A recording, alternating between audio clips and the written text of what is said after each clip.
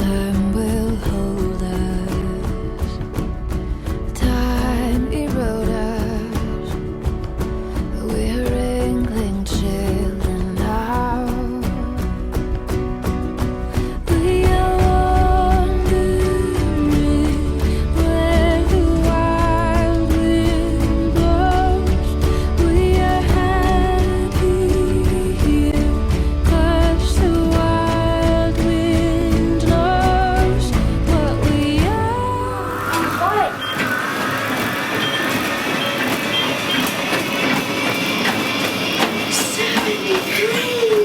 Turn it down!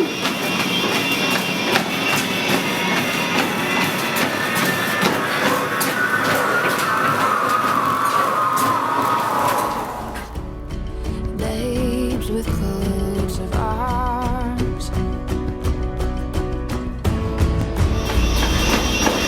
87! That was pretty high. I gotta turn it down. Each solar sun our star. That's back zero. I can't out. Let go of it.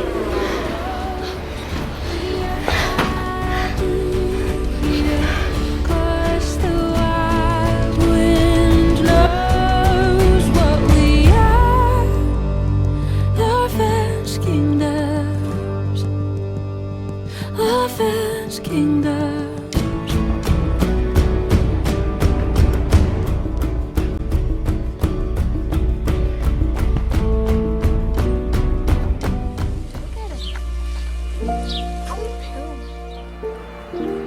I was just remembering when I didn't know if Alex could learn, and he wasn't. They had just did an intelligence test on him. He was like what, 4 years old. He'd already been going to the early childhood program. Are you happy? Okay. And he wasn't participating.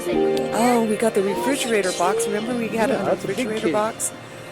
And we cut out windows and a door. And he would stay inside his box with his, he had a blanket. Remember the blanket? He used to carry a blanket around.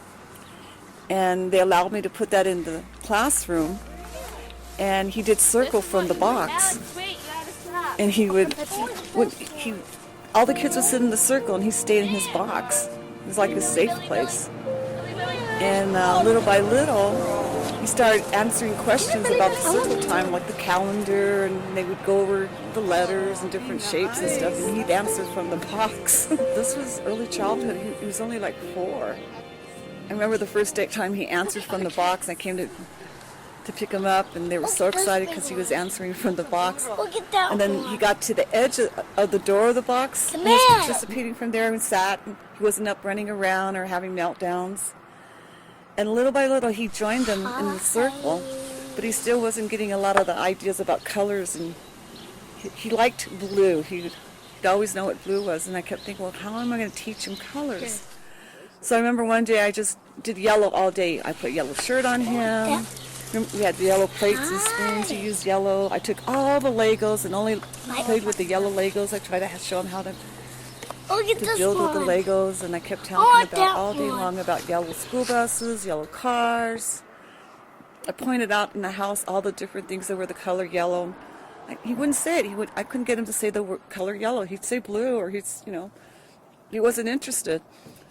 So then the next morning, I'm in the kitchen, and he gets up, and a yellow Lego goes flying by me. I turn around, look at him. He's standing in the doorway. He tells me, yellow, and runs away. That's when I go, oh my gosh, he can learn. So that's how I taught him the colors every day. Or for a couple of days, it was one color, and we just went on and on until he got all the colors. And then I worked on shapes. And I remember waiting for the bus to pick him up, and we'd be sitting in the front steps. And the cars would go by, and there's a white car. Oh, there's a red truck. And he was able to learn. That's how I taught him the colors. Was every day we just focused on that one color. And then I taught him the monkeys. About the monkeys, can't catch me, can't catch me. We would sing, can't catch me, can't catch me.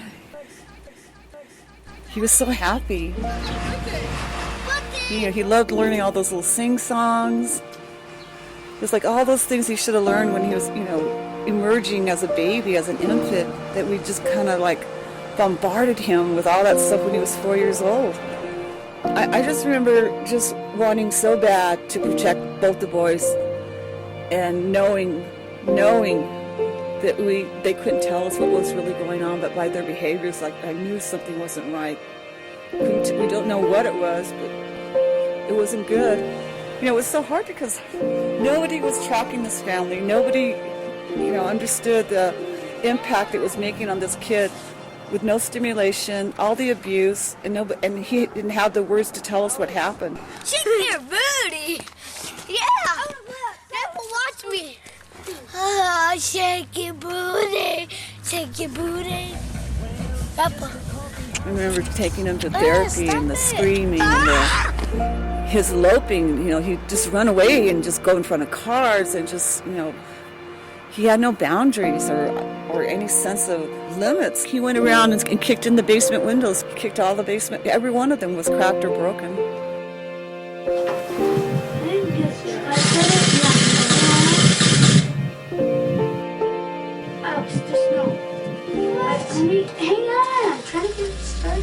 Alex's reactive attachment disorder left Alex in primal survival mode all these years.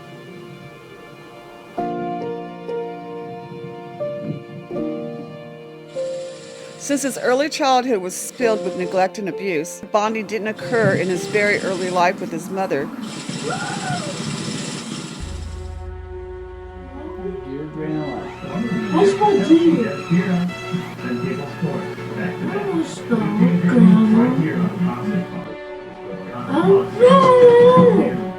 Birth to about 6 years old is the formative years of development that are most important in later years.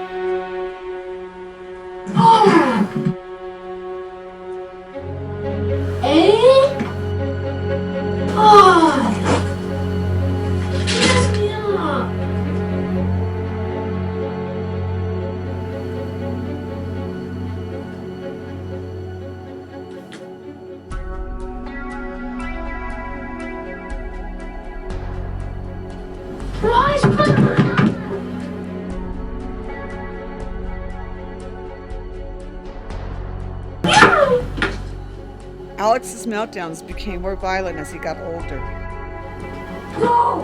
Staff and school administrators believed that Alex was a threat to other students. They wanted to send him to another school. What?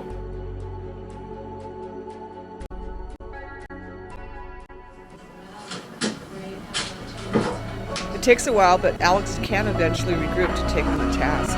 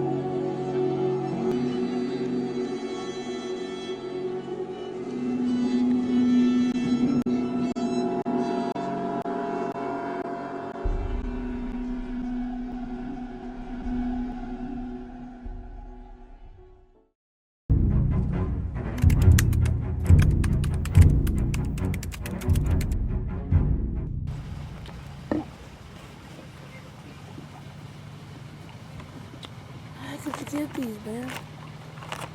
Look too good, aren't they? Damn it. Slow down. I dropped it, man. Okay, I told you, we're not man. Sorry. We're your grandparents. I dropped it. What should I do with it? Just leave it. Oh, man. Let me do this. So happy I'm leaving this place. I learned how to do my coping skills, school, treatment. If I'm good with 3 weeks without no restraints or C-teams or AWOLs or self-harming or breaking windows, and I discharge October 16th. Yep, I'm out here. The nurse knows, doctor knows, everybody knows. if I do good from what I said, I'm out of here for good.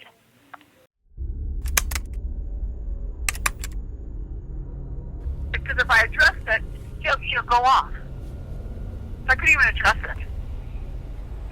He had this dirty shirt. His car hadn't been washed in days, a dirty pants, he stinks. And then they tell me, oh yeah, he takes a shower. Well, I don't even know if he even washes. But if I mention anything about it, he goes off. Like, can't say no to anything, and I can't mention his hygiene. I can't say, why don't you have clean clothes on? Go change your clothes. Because, before I'd say, hey, you know what, you want to you need to go change your clothes. I can't even do that anymore because that sets him off. Everything sets him off.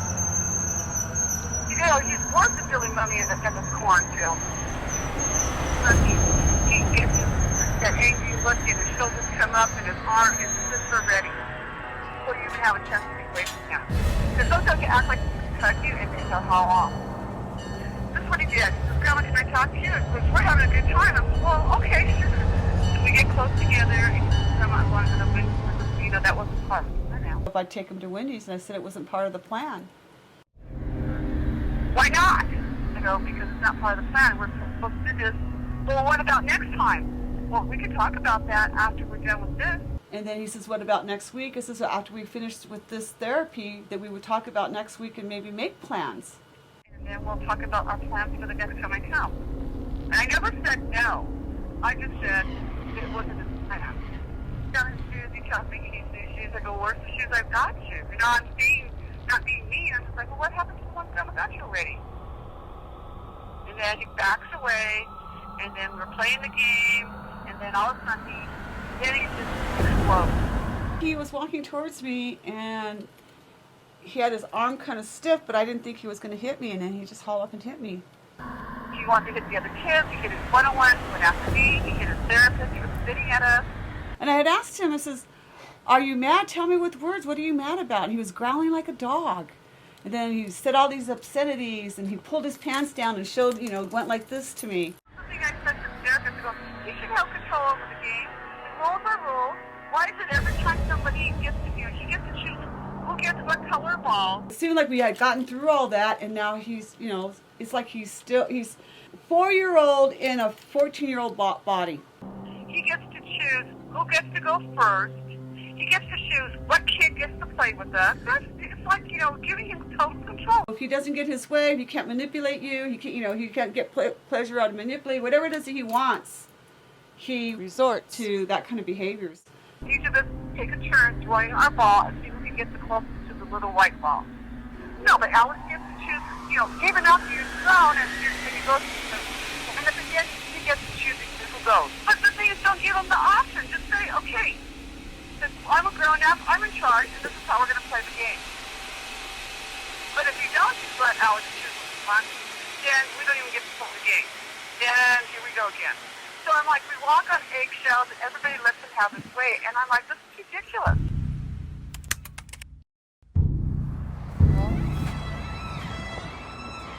That?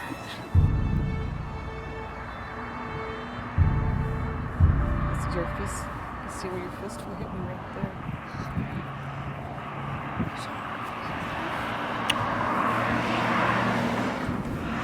Calling in regards to an incident that involved Alex twice yesterday. He was restrained twice, and that was due to his aggressiveness and being combative, and he hit the nurse. I know in the first restraint. The second one, he broke a ceiling tile and was throwing the pieces at the nurse and at staff. So, or when you have a meltdown at home and start tearing up our house. I want to do that as a coping skill.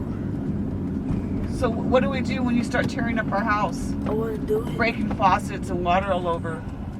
What should we do with you then? What should be the plan? We should have a plan. What should we do if you do that? What do you think? I don't know. And we're the ones that have to live with that? We don't want to live with that.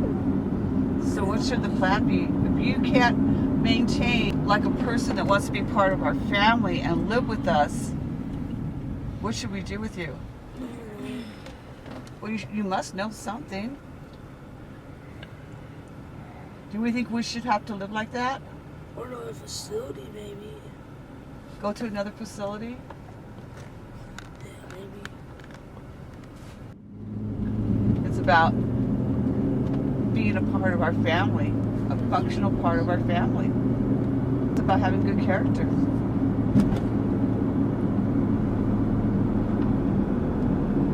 He asked me, don't you want me to come home? Well, of course I want him to come I home. do want to live with you guys. Well, I want you to live with, I've been wanting you to come home for a long time. But I want the Alex that doesn't tear up my house.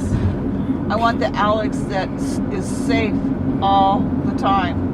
That I don't have to worry about safety. That I don't have to have a safety plan because he's safe. There's a cop in front of you. It doesn't matter if there's a cop in front of me. And then because the insurance people said, well, if he requires one-on-one, they can't provide him TFC. So it's kind of crazy. Let's see if he doesn't require so much attention, so much one-on-one. But the thing is with Alex, because of the attachment issues, he needs reassurance all day long. He needs cueing all day long. And then he's got the overlapping of the autism spectrum. He needs routine and consistency all day long, and he needs reassurance all day long with cueing, with thumbs up. We used to use the red, yellow, and green cards to tell him how his day was going through the day. They used it when he was at Jefferson. Dustin and I used it when he came home from school, but they don't do anything like that. He's like on his own, and he's trying to regulate all the time. He's trying to process all the time. So he's got the autism spectrum kicking in, so he's trying to regulate and process because he has a slower ability of that. Plus he's got the attachment stuff going on because he's not attached to anything, and he doesn't know what the boundaries, doesn't know what the limits, so he stays in survival mode. So if he's always in survival mode, his nervous system's like constantly on alert. He's constantly hyper vigilant all the time. Everything's, any little thing can trigger him. He's just, ready to go all the time. What's so great about one-on-one is that person can provide him with cues that he's doing okay. That person can provide him with reassurance. That person can reinforce what his day looks like. Okay, after class, we're going to have lunch today. We're going to wash our hands before all those kinds of cues that he doesn't have inside every little thing. These guys are going to need direction and help the rest of their lives. And for Alex, the one-on-one is essential. When he was little, we were able to provide that with all the kids because everybody would step in where the other person left off and reassure him all day long. That's why we used the PECs, that Alex could visually see what he needed to do, and he had some control because he would take it off when it was done and knew what the next thing was going to happen. And we haven't been able to do that for the last 3 years. It's been, craziness. Nobody wants to provide from our toolbox that we've used before. And then these other people in and out of his life all the time. He has no one that's been consistent except for our immediate family, but we can't provide that when he's in Albuquerque so far away. How are we going to transition him home? They want TFC, but they want to make it look like he doesn't need that much help, and he needs so much help. They just don't get it.